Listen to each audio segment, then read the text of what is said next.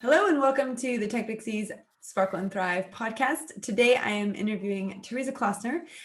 Delighted to have Teresa here. I've known Teresa for a relatively long time now, although I've known her brother for much longer. Teresa's brother, Martin, and my husband, Tim, rode together for years. So they knew each other for a long time. But it's been wonderful getting to know Teresa, and she's been a huge blessing to our community as our resident life coach. And she heads up our life coaching program. And, I'm sure we'll get into it. But for me, I've always said I could teach as many tech skills as we need you to know how to do. But if you don't have the confidence to use them, it's kind of useless. So a big point of importance at TechPixies is that we are teaching the life skills along with the actual tech skills, and we're addressing some of the big issues that come up as people tackle social media networks, because that's our number one thing that we teach is social media.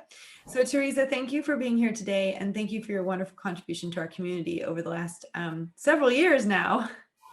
Joy, it's amazing to be here. I can't actually believe I'm on your world famous podcast. Well, it is kind of exciting. We hit number one in the UK market for marketing for podcasts 3 times in the last 12 months. So I'm not surprised. I mean, I watch your podcast regularly, and it helps me keep up with your mindset as well, and where you're at in your life, as well as your guests. So it's a bit compulsive viewing for me. So to be a guest on it is kind of like big tick. Well, I have a feeling this one's going to be listened to by a lot of people because we have a lot of Teresa fans at TechPixies. Oh, it'll be amazing. So, well, let's talk about, before you were our resident head coach, if you will, life coach at TechPixies, Jess Rogers had set up the initial life coaching system that we use. So there's a visualization exercise where you kind of tap into your future self, you ask her a question, and we use that to encourage women to create vision boards. We also have in the book, Social Media Success, the Wheel of Life, which I've tweaked a little bit and encourage people to create a wheel of life of where they are now and a wheel of life of where they want to be, so that they can see where the biggest gaps are. Yeah. And that's in the Social Media Success book. And that started with Jess as well, by just showing me what the Wheel of Life was and teaching me how to use it.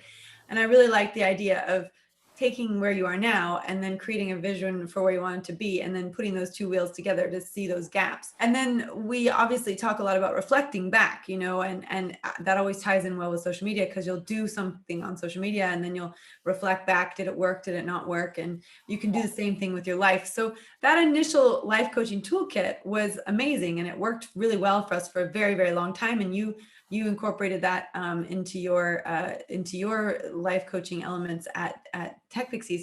But we decided to go beyond that, and we have built a totally brand new life coaching toolkit.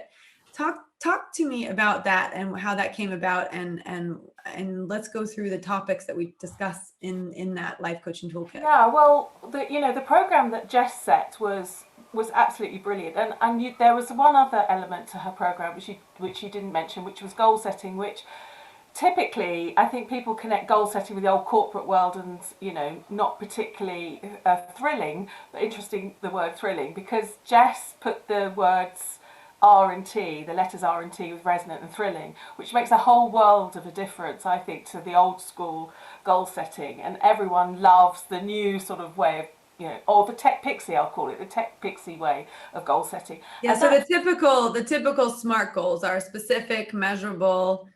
I think the T was time bound. Yeah.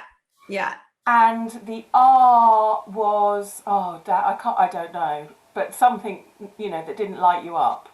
But the resonant and thrilling bit are both elements which kind of sort of imbue you to sort of don't do anything unless it's in line with your values, unless it brings you unbounded joy. Yeah, here's the original SMART goals. So specific, measurable, attainable, relevant, and time-bound. And she changed attainable to accountable. So you need to have someone hold you account. Yeah. She changed relevant to resonant, which is like, why do I want to do this? Yeah. And instead of being time-bound, being thrilling, because actually, and this is really interesting, because I did a little live on my personal Instagram feed today, and I was talking about the book Good to Great, and there's an example in there of this paradox where there was a Vietnam prisoner of war, and he spent 8 years as a POW, and he was tortured 20 times. And Jim Collins, who wrote the book Good to Great, was interviewing him as to why the people who died versus, who survived and who didn't survive. Yeah. And he was saying it was the optimists that didn't survive. I heard you say that, yeah. Yeah. But what was interesting was because they always thought that it was going to be by a certain time. They thought, I'm going to be out by Christmas. I'm going to be out by Easter. And when they weren't, their hearts were broken. And like he said, they died of a broken heart. Yeah, yeah.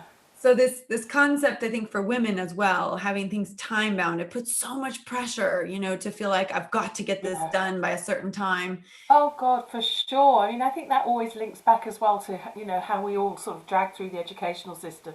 Sorry for using a negative about wonderful education, but it does seem, to be very constricted in terms of you've got to do things right. So that feeds into this perfection thing. Yes, you're sort of under pressure by time. And yeah, so all those kind of things together feed into our adult lives unless we become aware and unpack them and make different choices around those things. But yeah, I'm always amazed, and I'm sure you are. We see so many women come through the program, but how hard everyone is on themselves. I could say, there's always that 80-20 rule. I would say 80% of the women are really hard on themselves. 20% are fine and they're flying.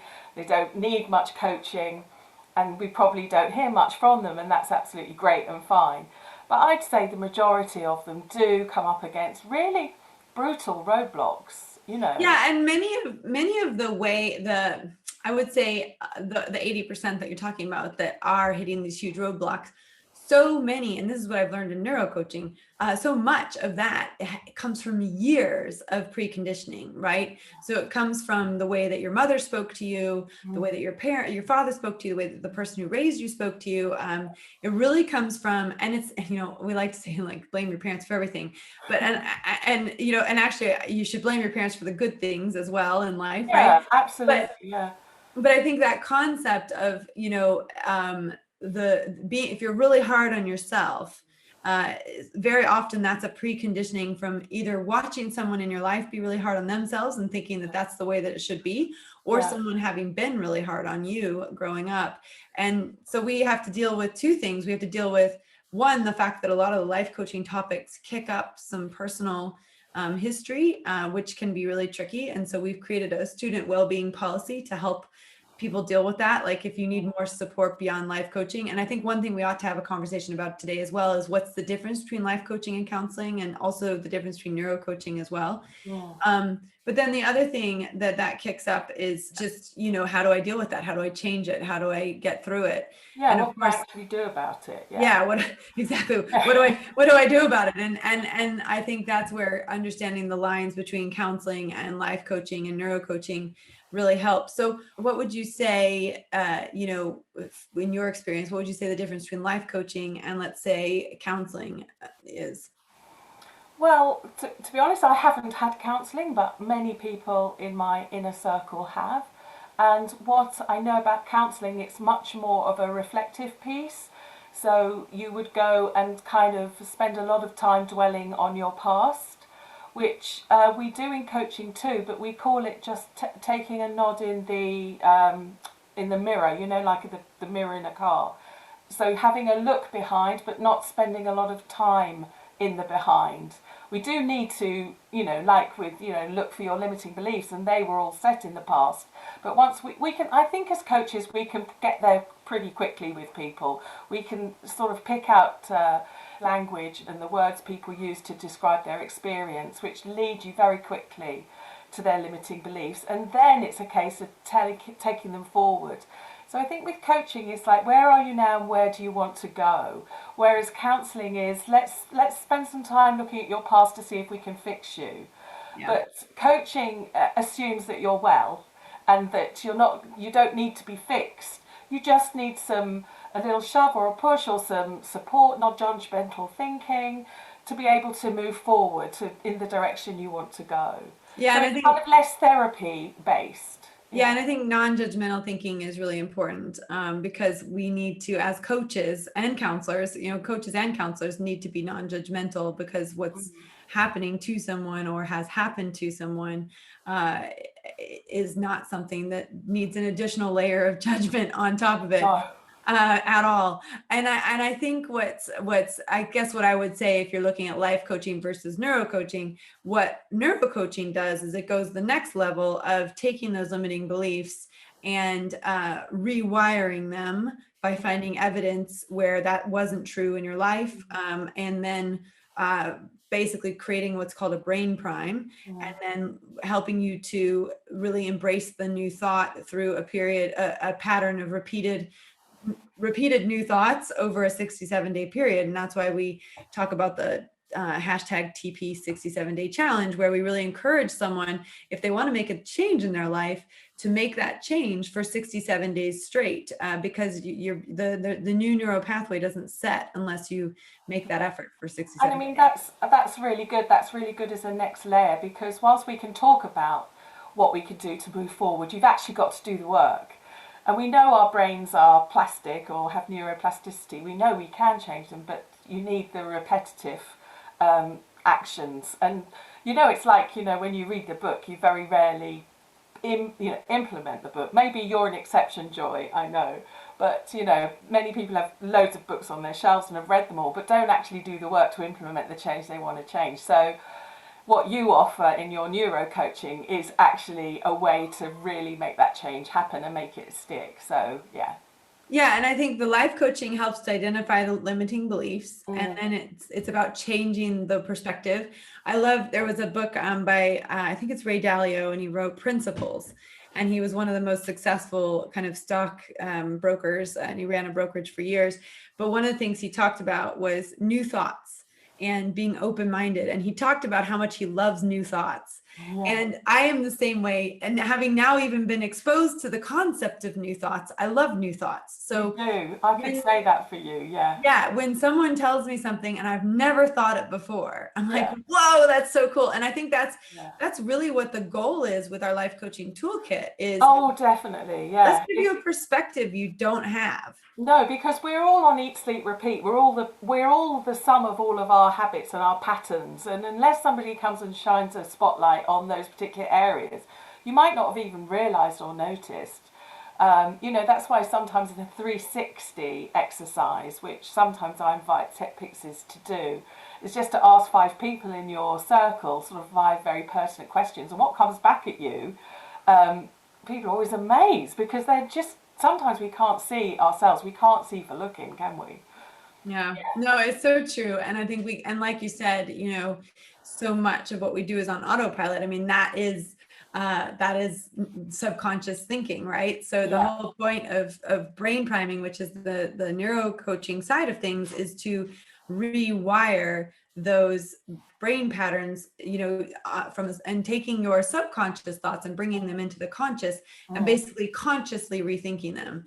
And but until they become subconscious again. Until they become subconscious, that's right. And most of us work on 80 to 90% of, most of what we do is 80 to 90% subconscious. And the reason for that is because it's easier for our brain. It's very hard for our brain to consciously think all the time, which is why we don't consciously think all the time. Exactly, yeah. But if we want to change what we're doing, we have to change the conscious thought. Yeah. So we've worked together for years, and you've worked with women, hundreds of women now. I mean, we've had over 630 women go through the 90-day transformational program. We've had thousands of women. It's over 16,000 women sign up for the free training. And, a huge portion of them have actually gone through it. Our last free training, which was in February, had 2,200 active participants. You came on with me and did a little talk about compare and despair, because in the group, people are posting up their vision boards, and suddenly people were going, well, my vision board's not that good. I don't want to post it up. And I said, we got to bring Teresa and talk about compare and despair. So what's happened over the last couple of years is you've identified some patterns that kick up as we teach different social media networks. So for Instagram, the two that come up are perfectionism and compare and despair. Yeah. Do you want to talk about one of the two and how it relates to Instagram? Well, funnily enough, we've got the compare and despair topic today. So I've done my coaching call this morning and I've done my Facebook Live on compare and despair. And that is a classic for Instagram because, and I mean, I think we can say we're all guilty of it, including myself. I'm not proclaiming to be an expert or because I'm the coach on this subject that it doesn't happen to me. I think it's because I can relate that we can identify these things. But so today we were talking about, rather than comparing and despairing, because it's human nature to compare. That's how come we've evolved to live in concrete buildings as opposed to caves. It's normal for us to compare. The problem is when it starts to go into despair, when we think it's a reflection on us how well other people are doing. And what we're not really doing is we're looking ahead at the people that we see are doing well according to us. It's what we notice. We're not noticing everyone who's behind, who hasn't quite got there yet. We're just as able to reflect as humans and look behind us as we are to look ahead. And so it's just becoming aware of when we're going down that rabbit hole and feeling kind of sort of negative about ourselves and thinking, oh, they're so much better than me. The fixed mindset, growth mindset thing of saying I'm not there yet instead of I'm not there. And being curious and open about people's journeys is a really nice flip of this. And so rather than look at them in the negative light, think, wow, that's amazing that they did that, and become really interested and wonder what steps they took to get to where they are, go right back to the bottom of their Instagram feed, see those early posts, and realise they've been on a journey too. There's so many things you can do to sort of make it interesting to you and not about you in a negative way. Well, it's like the 20-year overnight success, right? People who suddenly burst into the scenes as being mega successful and they've been working behind the scenes for 20 years. I think that's such a great point. And it's almost like we want to flip compare and despair to compare and celebrate. Yeah, exactly. Like, look at what someone else is doing and celebrate them for doing that. And if you have that mindset of celebrating rather than despair, you're going to actually start to see the things that you want versus seeing the gap. And I think that's the other thing too, is understanding this abundance mindset versus the lack mindset. Yeah, scarcity. But there's another element to that, Joy, which you'll really resonate with your neurocoaching, is that when we sort of stay in that celebratory frame of mind, we're giving ourselves a dopamine hit. And dopamine is, that sort of reward chemical in our brain, which we can literally manifest if we enable ourselves to go, wow, that's great, or look at me, look where I've come. If we give ourselves repeated dopamine hits, that's our brain's way of keeping us on track in line with our goals, which is what we want at the end of the day. So sometimes I think it really helps to know chemically what's going on and the reasons why we do this. I find it really helpful to know that it's human nature to compare and benchmark ourselves, because you think, oh, everybody does it. When you realise everybody does it, it's not just me sitting in my room feeling crap about myself. You can understand that it's a sort of universal trait to be human, but also you can work around it by using the chemicals of the brain to give you a different experience. So that celebratory mindset is a really helpful space to be in. Yeah. Oh, that took me such a long time to learn. I never celebrated. In fact, it was really funny because I am about to get my British citizenship, and I messaged the British coach for archery. And I was like, hey, just by the way, I'm about to get my British citizenship. And he messaged back and he's like, well, if you get back into archery again, he goes, you got to promise me you're going to enjoy it. And I think what's really funny is anyone who knew me when I was on the US archery team, they knew I was miserable. And I lived in this miserable world for a good 5 or 6 years. That's really interesting. Yeah. I was very jealous. I was very competitive. I was very cold when I was competing, and I tried to be different, but I wanted it so badly that I was unable to like chill out and just enjoy the experience, enjoy the ride. For me, it was like all or nothing. It was the Olympics or nothing. And there's a lot of athletes that go through that. And actually the ones that tend to be the most successful are the ones that are enjoying the journey as they go along.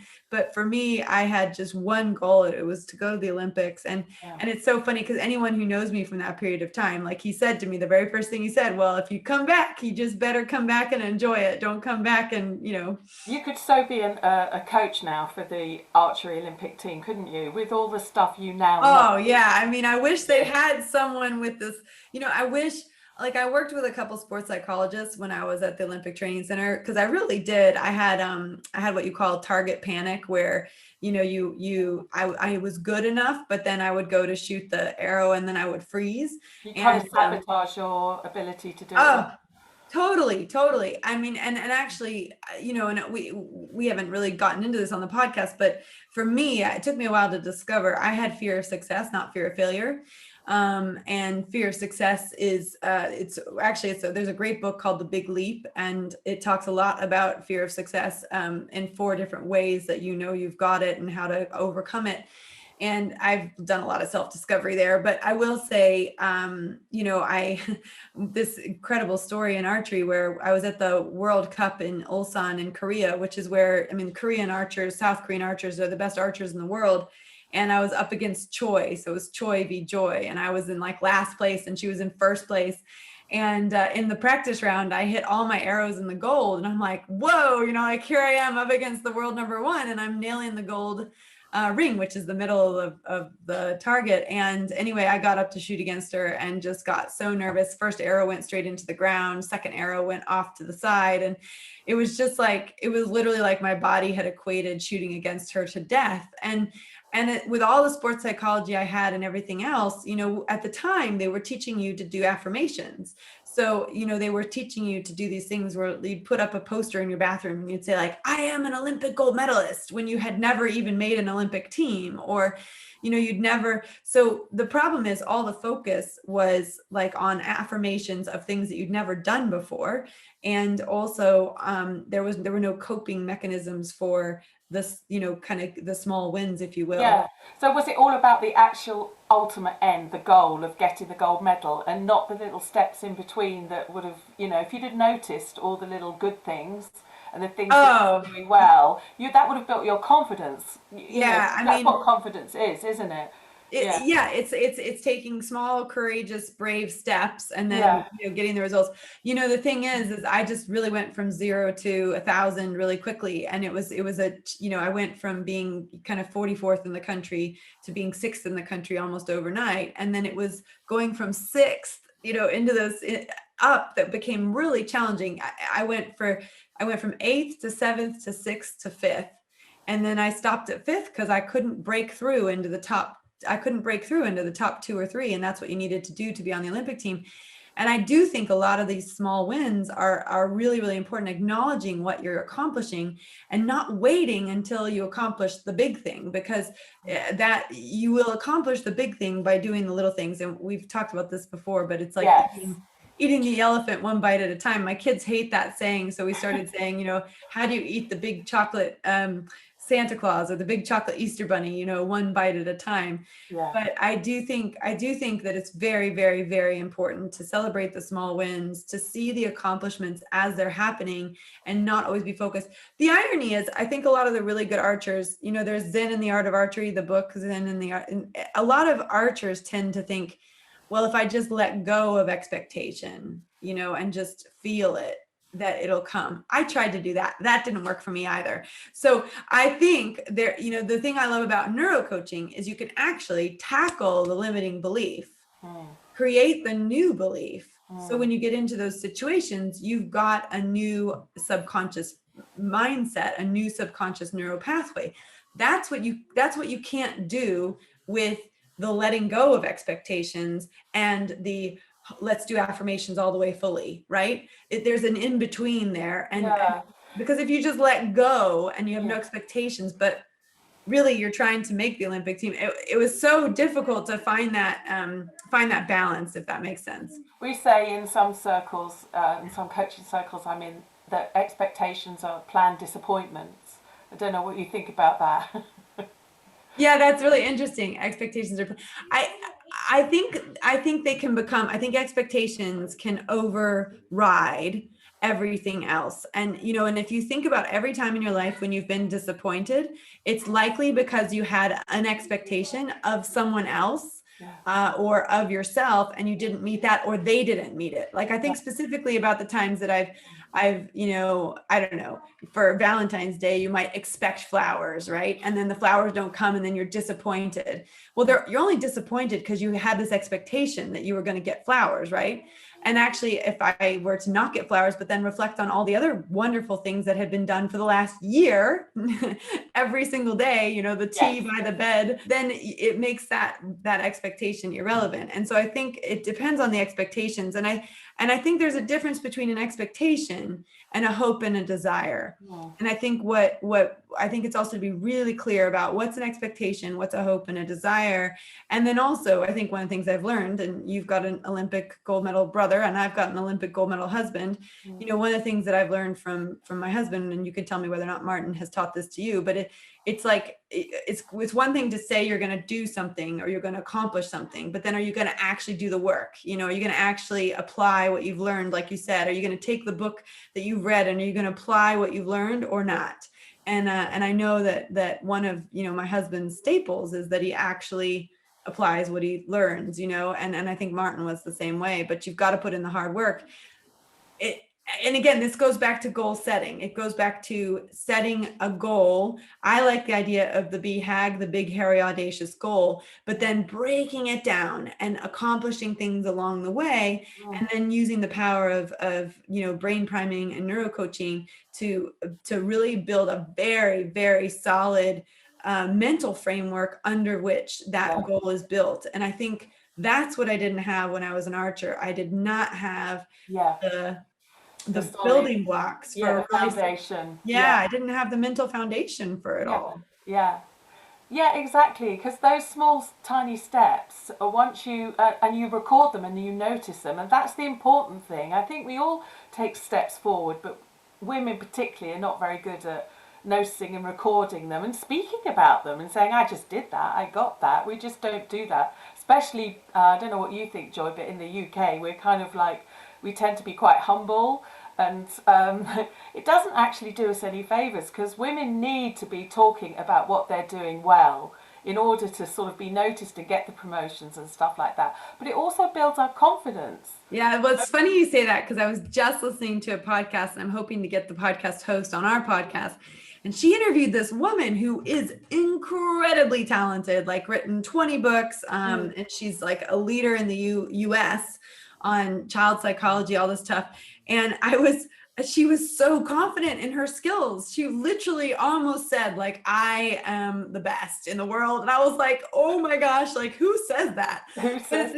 But at the same time, she knew her stuff, and that's why she was good at what she did. But the British mentality is definitely different. It's definitely much more humble, much more low key. You're not out there shouting about yourself. So we have, especially in the UK where we teach social media, we have this added layer of the shyness around putting yourself out there, of being visible, and being braggadocious. Absolutely, yeah, I know. And I did some work with Google. They've got a program called I Am Remarkable, and it's sort of mostly aimed at women or underrepresented groups. And there's a sort of double-edged sword that women aren't very good at speaking about their accomplishments, which means they don't get promoted, they don't get noticed. Men get promoted above them because men find it easier to talk about their accomplishments. But the research shows that when women do talk about their accomplishments, people feel like they're bragging. So that's another reason for them not to brag, so you're kind of caught between a rock and a hard place. But having said that, the only way around that is we've just got to get over it. We've just got to speak about our accomplishments, full stop. We can't do this for much longer, just hiding our lights under bushels. Come on, it breaks my heart when you see it en masse, say in the coaching groups and TechPixies, and there's early stages, there might be 70 women, and you can feel the weight of people's not negativity, but they're playing small, I guess. And And what I love though, and this is the really special thing that happens.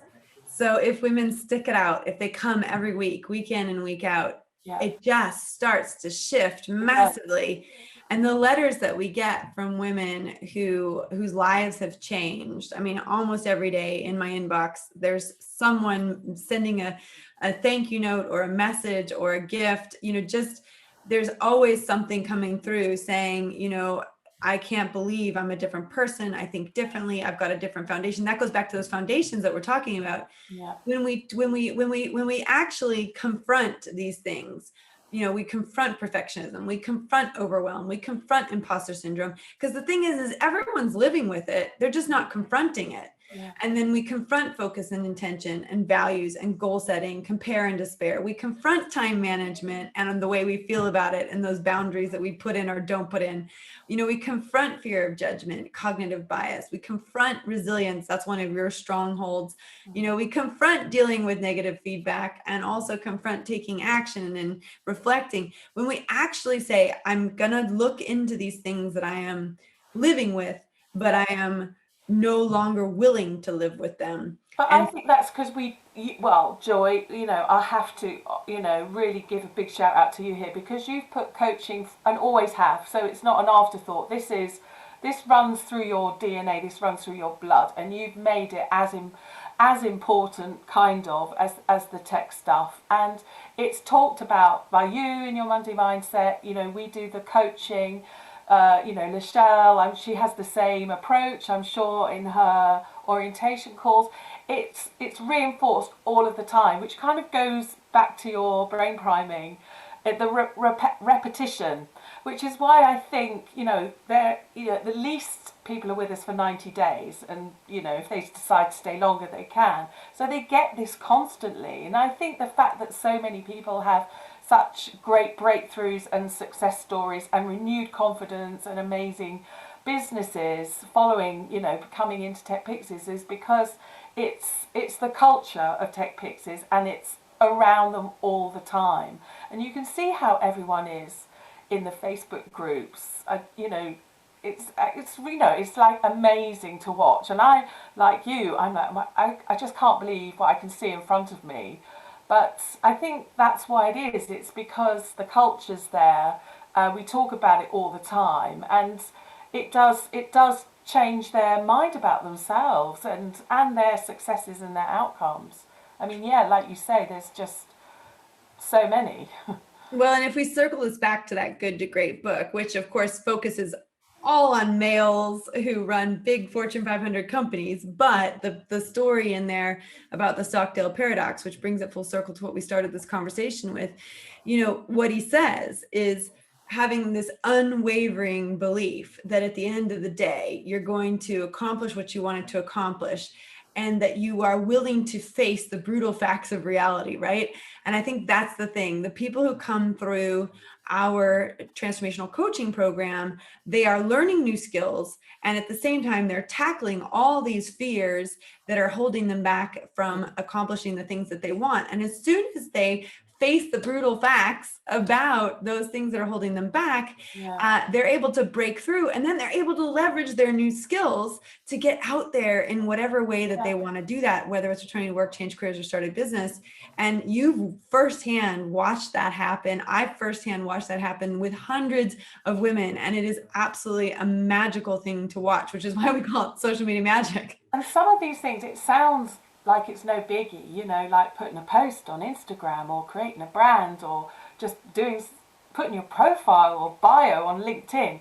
Sounds nothing, but for some, a majority, that is the most scariest thing in the world. Like I've just told you to go and jump off, the highest mountain, with no parachute. It feels like that. It feels exactly the same. So I think the hurdles and the barriers people are breaking through are enormous, really, because the fear for them is really affronting. Yeah. Well, that just goes back to that example I was giving you when I was in Korea, and I went to South Korea and I was shooting that arrow, and I literally walked down the field, and I realized my brain had equated shooting an arrow to death. I mean, that's how serious it was. Your Yes. brain doesn't know the difference. And I think that's the part that's really important to understand. Whatever fears you have, whatever limiting beliefs you have, your brain does not know that those aren't real threats. Like, it is trained to recognize a threat and then keep you as far away from a threat as possible. Exactly. And it does not know the difference between a real threat and a fake threat. Yeah. And that's why all this work with life coaching helps to recognize what those threats are, and then helps you to come up with tools, to leverage tools in order to overcome them. Well, I think this is a great conversation about awareness, and of course, if you're interested in overcoming your fear of social media, TechPixies is a great place to hang out, and you can find out more at techpixies.com. But Teresa, I want to thank you for your time, and also, where can people find you if they want to start following you? Because you've got quite a reputation at the moment for being the resilience queen. So give us information about where people can find you. Well, mostly I live on Instagram. I'm at you coming alive. Don't ask me why I've got that handle. I just kind of fell upon it. But anyway, that's where I am, at you coming alive. So, DM me on Instagram. That's the best place to get me, really. Okay, well, and of course, you're in the TechPixie community every single week, rain or shine, 36 weeks out of the year. You are coaching our lovely, amazing ladies through all of their limiting beliefs to help them accomplish their best selves. And I'm so thankful to you for that. What a gift you've given our community. So much so that you won the Coach of the Year award from all of our students in 2020. Are there any other coaches? So we're so delighted that you're in our community, and so thankful. Oh, no, Joy. No, I mean, thank you. And, I just reiterate that it's this is your business. You've set the culture of this business. And, the fact that you've put such a weight and importance to the coaching is absolutely wonderful. So I have to thank you too, because you put hundreds of women in front of me every week, which is a coach's dream, to be fair. So thank you for that. Well, you do help change women's lives, so that's the most important aspect of this whole thing. And like you said, for me, the coaching is as important, if not more important, than the skill set, because I believe that if you've actually got the confidence to use the skills, it doesn't matter what skills you learn. It's just getting that confidence. So we are on the same page with that. Well, thank you. Thanks, Joy. Lovely. We'll speak soon. Thank you soon.